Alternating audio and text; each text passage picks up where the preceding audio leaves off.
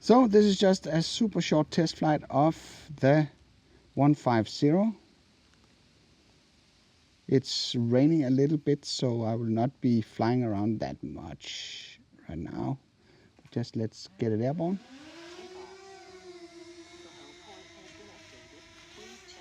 Because one of you asked, I checked sort of, I upgraded the smart controller to 130, where I got informed that it would be supporting the Mavic 3. But then one of you asked if it actually worked with the Mavic 2. So of course I could just take this for a short spin, just to verify that it works. So there's no clear line of sight here, so might want to get back.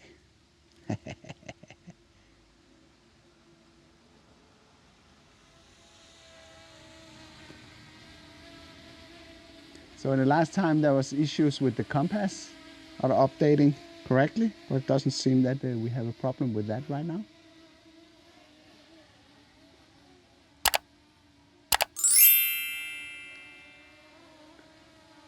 I can't do a range test right now when I'm sitting here. So go down here and have a check see if we can do that. You can actually see the drone. So let's check if the LEDs are working. So let's just do breathing solid. Yes. Can you see if I change it to orange? Yes, orange. We can change it to blue. Yes, so that part is working. No issues with that. And it reacts pretty much like you would expect it to do.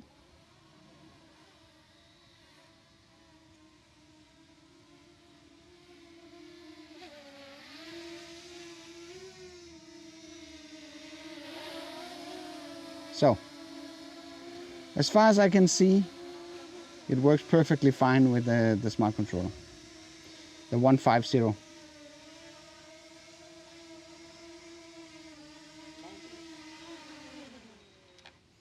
This is not an extensive test, not by any means, but at least it verifies or confirms that, yeah, right off the box there are no, I did not see any issues.